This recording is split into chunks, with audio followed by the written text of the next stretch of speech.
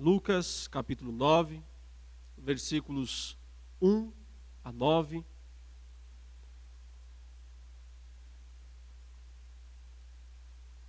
Encontramos nessa passagem instruções de Jesus a respeito da tarefa que ele designou aos seus apóstolos, aos seus discípulos, para que eles realizassem por ele. Assim diz a palavra de Deus. Tendo Jesus convocado os 12, deu-lhes poder e autoridade sobre todos os demônios, e para efetuarem curas. Também os enviou a pregar o reino de Deus e a curar os enfermos. E disse-lhes: nada leveis para o caminho, nem bordão, nem alforje, nem pão, nem dinheiro, nem deveis ter 2 túnicas.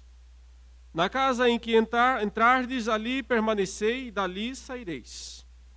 E onde quer que não vos receberem, ao sairdes daquela cidade, sacudi o pó dos vossos pés em testemunho contra eles. Então, saindo, percorriam todas as aldeias, anunciando o evangelho e efetuando curas por toda a parte.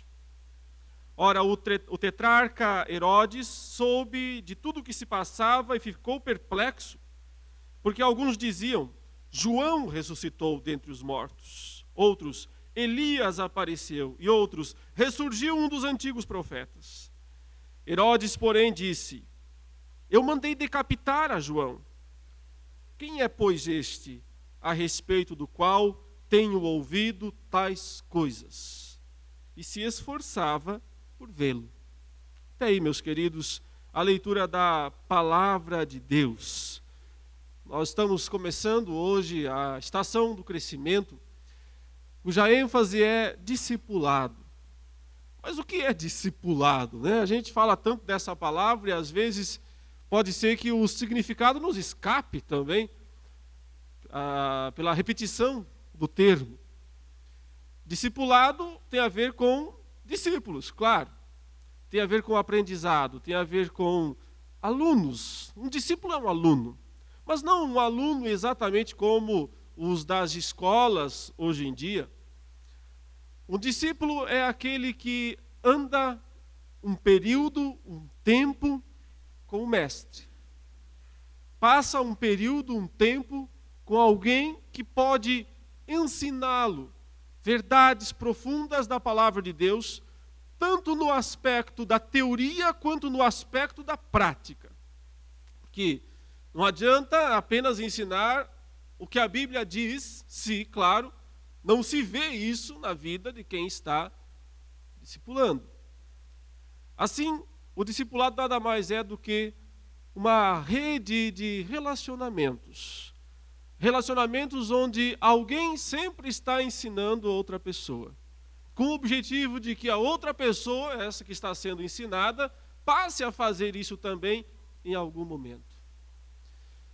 Eu me sinto muito confortável em falar sobre isso, não só porque desde o início, desde que eu conheci o presbiterianismo, eu não tive o privilégio de ser presbiteriano de berço, como muitos aqui tiveram, mas desde que eu conheci o Evangelho através da igreja presbiteriana, eu me vi envolvido em situações de discipulado. Pessoas cuidaram de mim, pessoas se preocuparam comigo, pessoas quiseram me ensinar. Não sabiam se ia ser pastor, ou se ia ser teólogo, ou se ia ser escritor, ou qualquer coisa, não é por isso. Tão somente porque viram que alguém que se converte, alguém que conhece a Cristo, precisa ser ensinado, precisa conhecer verdadeiramente o Evangelho, para ter firmeza e para permanecer para sempre nesta mensagem, neste Evangelho. Então, eu me sinto confortável para falar disso porque, de certa forma, assim, eu venho de berço disso, mas não do berço paterno, e sim do berço da igreja. Desde o meu nascimento espiritual, é o que eu tenho visto, é o que eu tenho lido na palavra de Deus. E eu me sinto confortável, em segundo lugar, justamente por isso, porque eu estou falando de algo que não é uma inovação. Nós não estamos inventando nada, nós não estamos criando nada novo. Aliás, nós estamos trazendo o que há de mais velho, o que há de mais antigo, o que há de mais do começo de tudo, porque é assim que funciona a palavra de Deus. É assim que a palavra de Deus expõe que é o crescimento espiritual. É isso que nos ensina a palavra de Deus. Hoje, é óbvio que todos querem ver a igreja crescer. Sim, essa é uma boa aspiração. A maioria, todas as igrejas querem crescer. E para isso, muitos estão aí inventando métodos, inventando estruturas, se preocupando com o marketing da igreja, talvez criando cada vez mais rituais para tentar envolver as pessoas, dando ênfase nesse ou naquele aspecto. As pessoas estão sempre buscando um recurso, os pastores, os líderes, estão sempre pensando, olha, minha igreja está estagnada, minha igreja não cresce, não se desenvolve, o que fazer para crescer? Aí alguém tem uma brilhante ideia, por que não fazemos isso? Por que não fazemos aquilo? Por que não vamos a tal lugar? E daí surgem ideias mirabolantes, muitas vezes, a respeito do que é o crescimento da igreja, mas se esquecem, muitas vezes, daquilo que é o que o próprio Cristo ensinou e praticou. Aquilo que o próprio Cristo ensinou e praticou. Cristo queria isso. Ensinar pessoas que pudessem ensinar outras pessoas. Esse é o método de crescimento de igreja que Jesus Cristo inventou.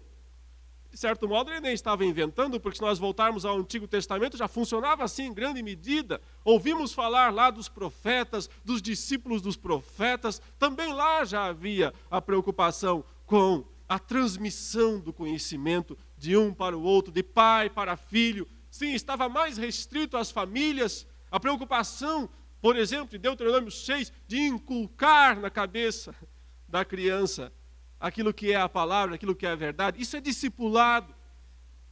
Discipulado que começa em casa, que começa no lar. Discipulado que se completa na igreja, se desenvolve na igreja. Discipulado do qual todos participamos e do qual todos devemos dar a nossa própria contribuição. Sim, meus irmãos, aqui nós temos o método de Jesus para o crescimento da igreja. E por que eu tenho toda a segurança de dizer que esse é o método de Jesus para o crescimento da igreja? Porque ele usou isso. Observem que Lucas capítulo 9 descreve uma situação que se encontra mais ou menos na metade do ministério de Jesus. Foi um ministério curto, Jesus Cristo ministrou por 3 anos, no máximo 3 anos e meio, quando então ele foi crucificado. Do início do seu ministério até a cruz, não são mais do que 3 anos e meio. Esse é o período em que ele pregou, primeiro na Galileia, nas cidades ao redor lá de Nazaré, do mar da Galileia, e depois foi descendo para Jerusalém, pregando nas aldeias ao redor de Jerusalém, e por fim em Jerusalém, e por fim foi morto em Jerusalém. Esse foi o espaço do ministério de Jesus e também o tempo em que Jesus profetizou, em que Jesus ministrou a palavra do Senhor. Estamos mais ou menos na metade aqui do ministério de Jesus. E Jesus sabe, se você ler um pouquinho para frente, você vai ver que Jesus, então, já estava começando a visualizar Jerusalém como seu alvo. Ele ainda está lá no norte, ainda está na região da Galileia, ainda está lá naquela região distante do grande centro que é Jerusalém, onde está o templo, onde funciona toda a religião judaica. Mas ele já está visualizando partir para Jerusalém, e ele sabe o que vai acontecer em Jerusalém, ele vai ser preso, ele fala isso muitas vezes. Importa que o Filho do Homem vá para Jerusalém, seja preso, seja julgado, seja condenado, seja chicoteado, seja crucificado, morto e ressuscite. Ele fala isso várias vezes durante a antecipação desse fim. Os discípulos não entendem, obviamente. Mas ele está já com um olho em Jerusalém, mas antes de ir para Jerusalém e saber que lá ele vai ser crucificado, ele quer dar um crescimento, um empurrão no seu ministério.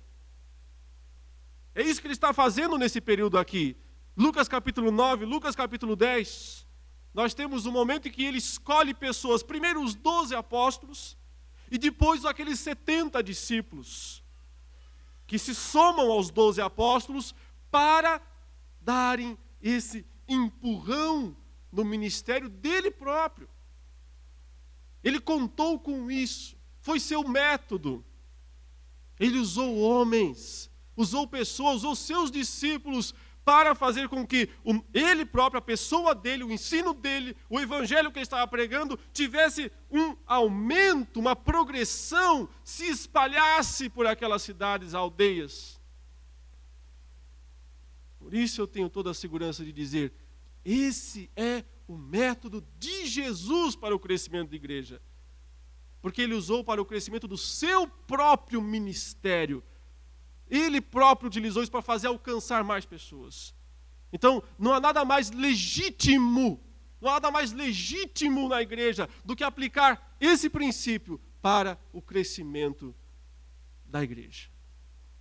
E aqui nessa passagem, meus irmãos, nós temos um momento em que Jesus Cristo, então, define, convoca esses 12 homens. Note, não é exclusividade deles, porque no capítulo 10 ele chama mais 70. Diz isso no versículo 1 do capítulo 10. Depois disso, o Senhor designou outros 70. Alguns olhos dizem, não, isso aqui era só para os apóstolos. Não era só para os apóstolos. Se ele escolheu primeiro os 12 e depois mais 70, é porque não era só os apóstolos. Mas nesse primeiro momento em que ele está chamando os 12 apóstolos, então ele lhes dá instruções sobre como agir nessa tarefa de levar a mensagem dele, o conteúdo da mensagem dele para mais pessoas, para outras pessoas. E ele está mais preocupado no início, não com as pessoas que vão ser alcançadas, mas com os seus discípulos, em prepará-los para a tarefa que eles terão que realizar em seguida. E por isso, eu encontro aqui, nesses versículos que nós lemos, de 1 a 9, o que Jesus entende por um discípulo verdadeiro que cumpre a sua missão por Jesus, por Cristo, representando Cristo, fazendo a vontade de Cristo. Algumas características do discipulado, algumas características do discipulador especificamente. Daquele homem, daquela mulher que vão ser usados por Deus para alcançar outras pessoas e ajudar essas pessoas a se fundamentarem, a se firmarem no Evangelho. E nesses versículos 1 a 9 eu encontro 5 características que eu posso destacar. Poderia ter outras, mas eu quero destacar essas 5 nessa noite. Rapidamente, porque são 5, senão nós vamos alongar demais. Comecemos então com a primeira, está aqui no versículo 1. Tendo Jesus convocado os 12, deu-lhes poder. Deu-lhes poder e autoridade. Olha que palavras utilizadas aqui. Deu-lhes poder e autoridade sobre todos os demônios e para efetuarem curas. É evidente que nós entendemos que o período de expulsão de demônios, o período de realização de curas que se desenvolveu durante o primeiro século, nesse período aqui, desde Jesus Cristo aparecer até a igreja se fundamentar em todo o mundo, foi um período ímpar.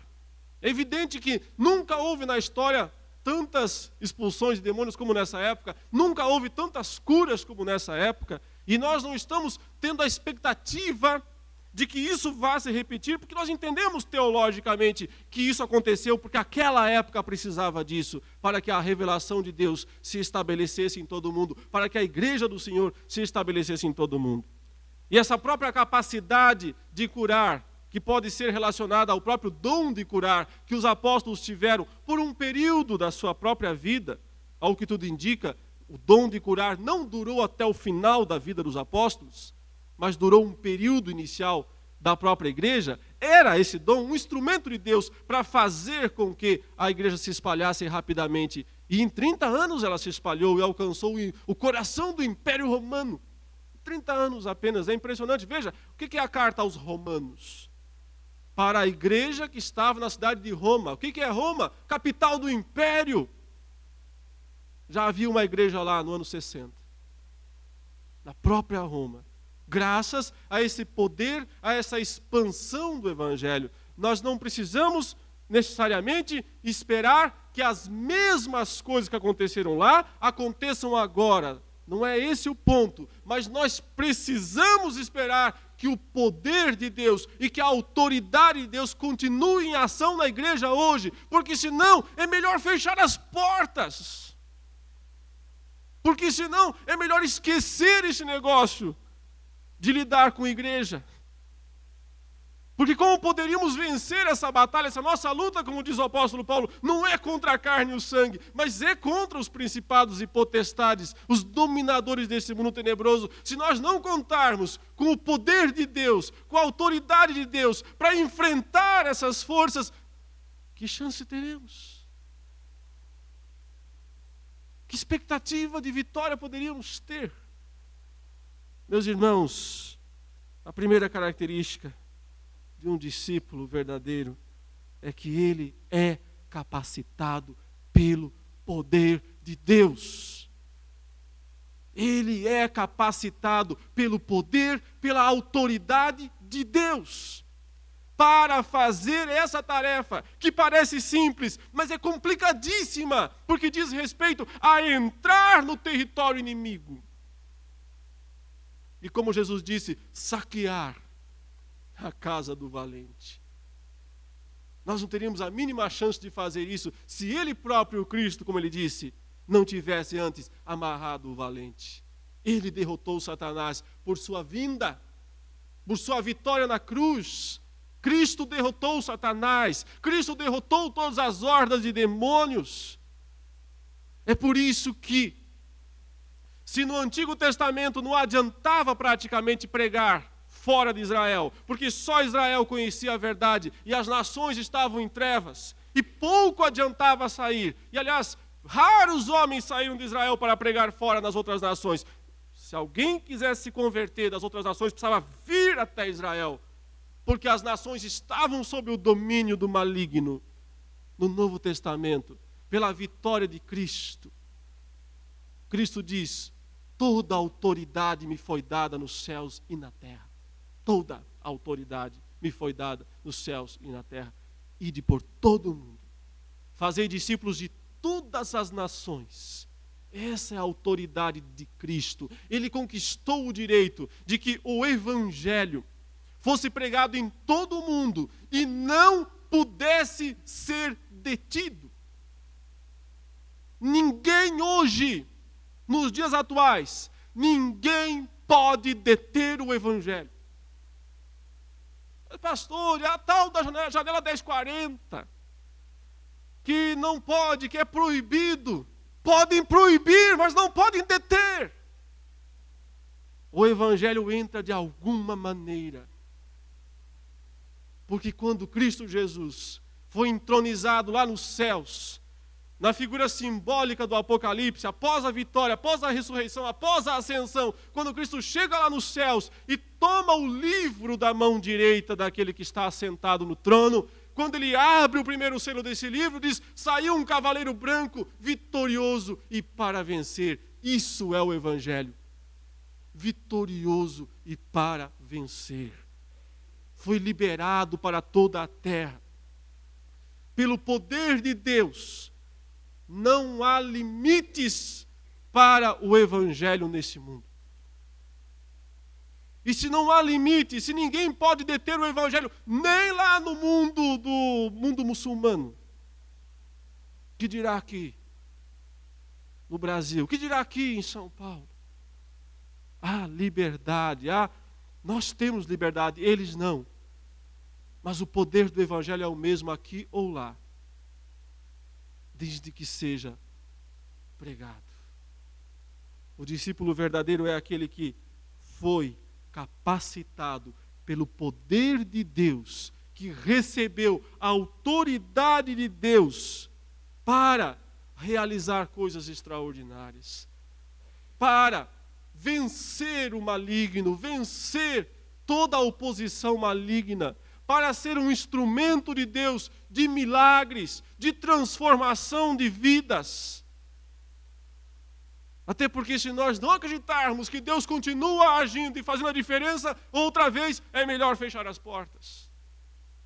Se nós não acreditarmos que Deus pode fazer seus milagres hoje como fez antigamente, acredito que não haja razão para insistir no cristianismo. Porque se torna uma coisa pouco diferente de outras sociedades que existem no mundo. A diferença do cristianismo está na autoridade de Deus e no poder que Deus concedeu aos seus discípulos para fazerem diferença no mundo. Por isso que não há desculpas. Não há desculpas para, mas eu não sei, mas eu não posso, mas eu não consigo, mas eu tenho dificuldade. Sim, tudo isso é verdade. Mas a questão é o poder de Deus, não a nossa força.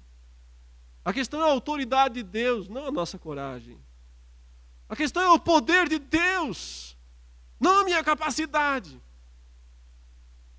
Discípulos verdadeiros foram capacitados. Veja, deu-lhes poder e autoridade. Por isso, quando eles foram e pregaram, depois eles vieram dizendo: Senhor, até os demônios se submetem à tua palavra, ao teu nome. Jesus disse: claro, eu via Satanás caindo do céu. Claro, eu amarrei o valente. Eu lhes dei autoridade para isso. Nós precisamos crer no poder e na autoridade que Cristo deu ao seu povo, à sua igreja, aos seus discípulos, para fazerem diferença no mundo.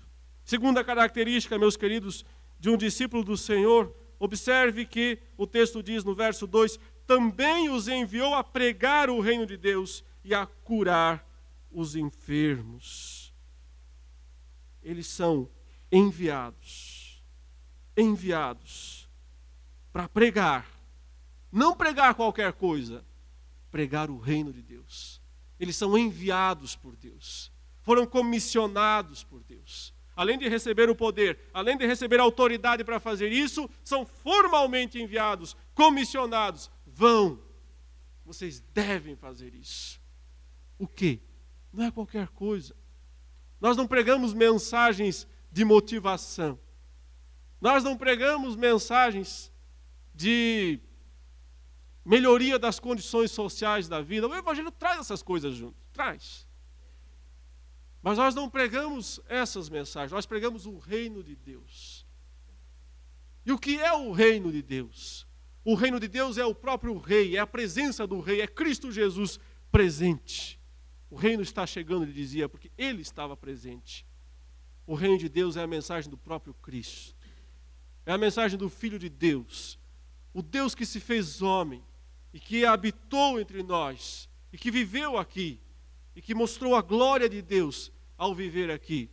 É a mensagem do Filho de Deus que se entregou por amor, que foi à cruz, que carregou a cruz e depois foi pendurado nela, por amor de nós, em nosso lugar, ocupando minha posição, ocupando meu posto, assumindo minha condenação. Isso é o reino de Deus. E o reino de Deus é aquilo que cresce e que vai transformando vidas, transformando cada vez mais vidas. Como a parábola do fermento disse, como a parábola do grão de mostarda revelou, o crescimento gradual, expansivo do reino de Deus.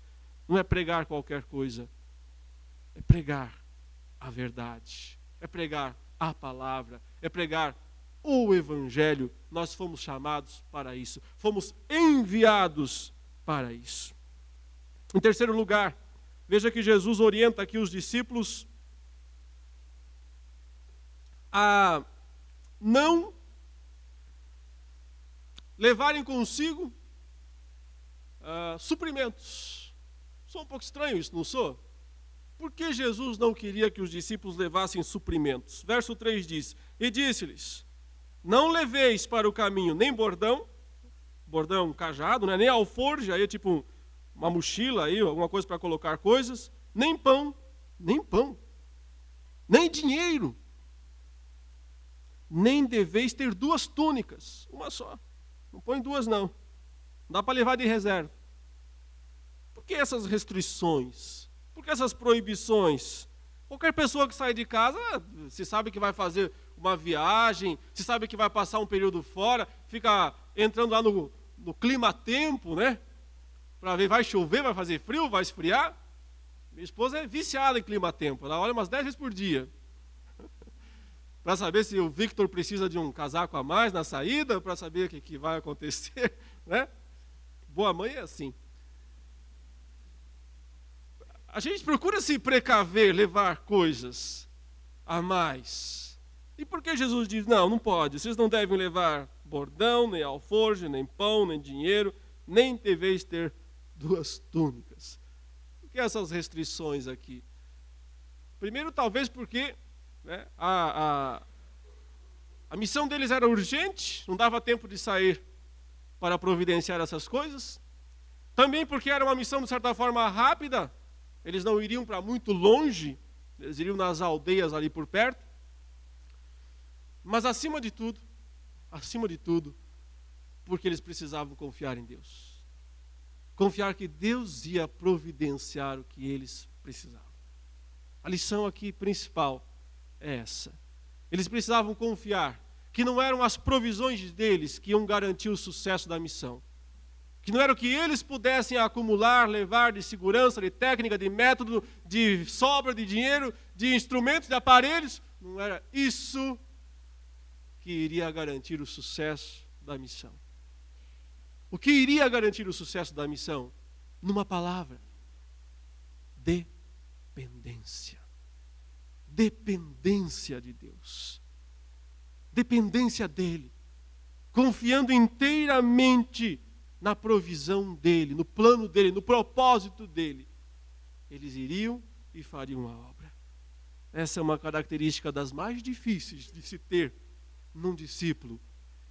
Mas é o que torna um discípulo um discipulador verdadeiro. Eu já disse 3 características. Foi capacitado pelo poder e pela autoridade de Deus.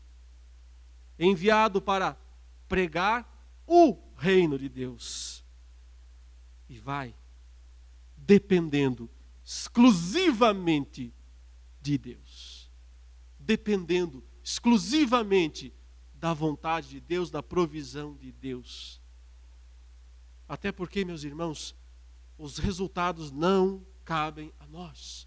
Os resultados não são prerrogativa nossa. Os resultados da obra pertencem a Deus. Estão nas suas mãos.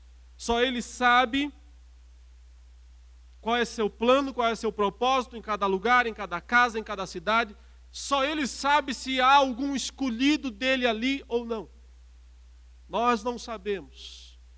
Então nós pregamos e confiamos na provisão de Deus. Confiamos primeiro que Ele vai nos sustentar, e essa é a ideia principal aqui desse versículo, que Ele vai nos sustentar.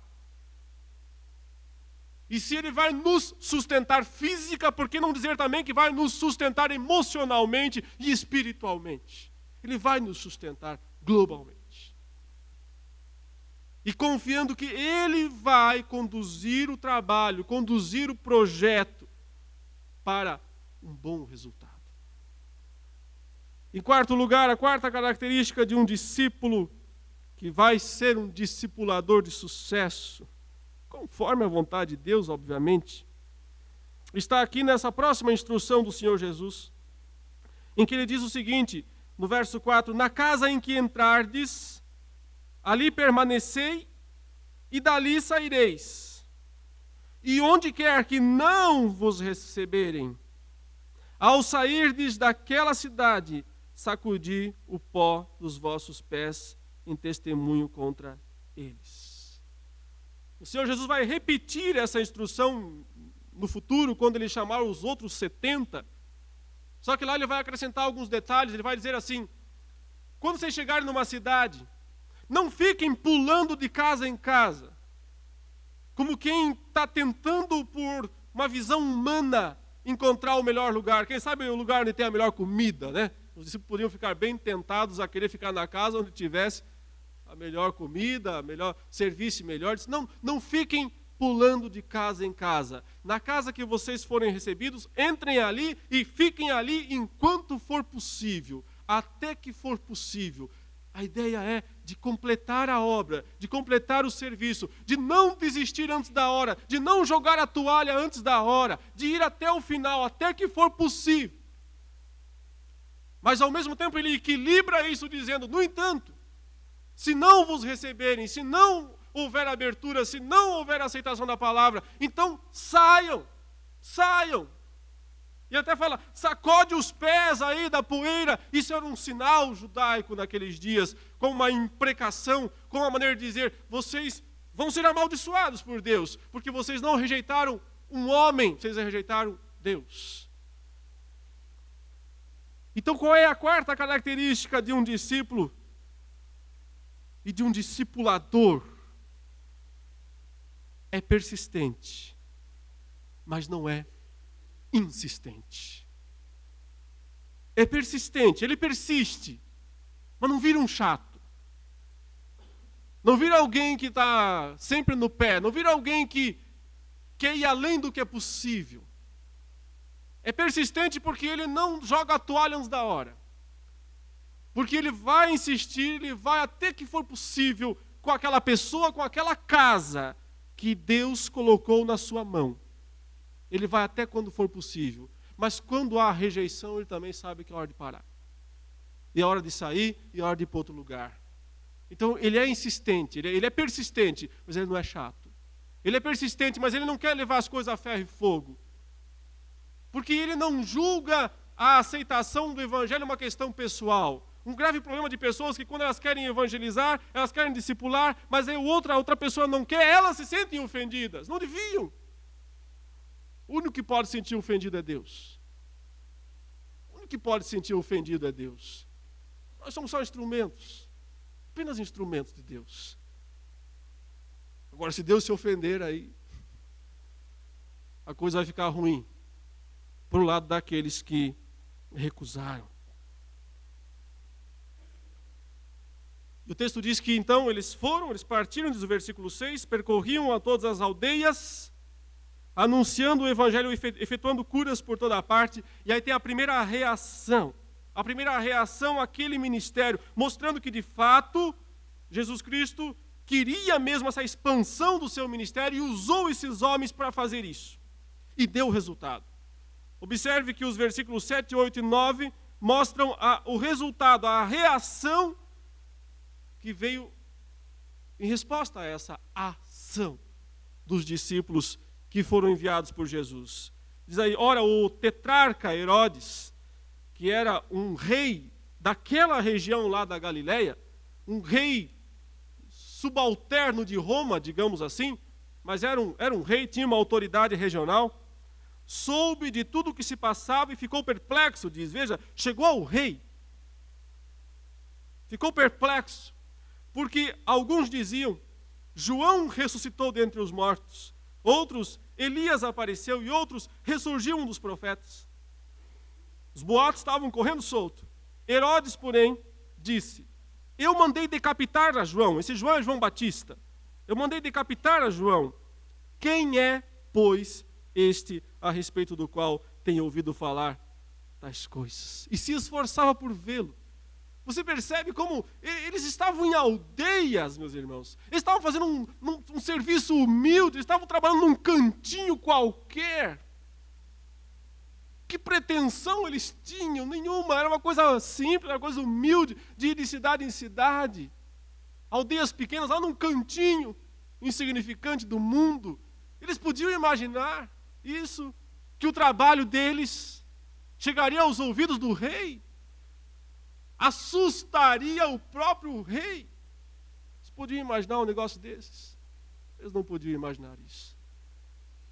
Claro que o Herodes pensou que era um fantasma, porque o Herodes tinha mandado matar João Batista, decapitar João Batista, e achou que tinha resolvido seus problemas com isso. Então surge alguém muito maior do que João Batista, que é Jesus Cristo. Mas se tornou conhecido através da pregação dos seus discípulos, que ele capacitou com poder e autoridade, que ele enviou para pregar o reino de Deus, esses homens foram e deviam depender exclusivamente de Deus e de sua providência, deviam ser persistentes no seu trabalho, mas não chatos, deviam ser persistentes, porém equilibrados, e ao fazerem tudo isso, foram muito além do que podiam imaginar. Alcançaram muito mais do que no início eles visualizavam com esse trabalho que parecia humilde. Você não sabe o que é que Deus pode fazer com você quando você discipula uma única pessoa. O que vai ser essa pessoa? O que será que Deus vai fazer com ela? Quantas pessoas já discipularam sem imaginar que estavam discipulando uma pessoa que depois ia ser um grande pregador, que ia ser um grande missionário, que ia fazer coisas extraordinárias por Deus. Quantas vezes isso acontece?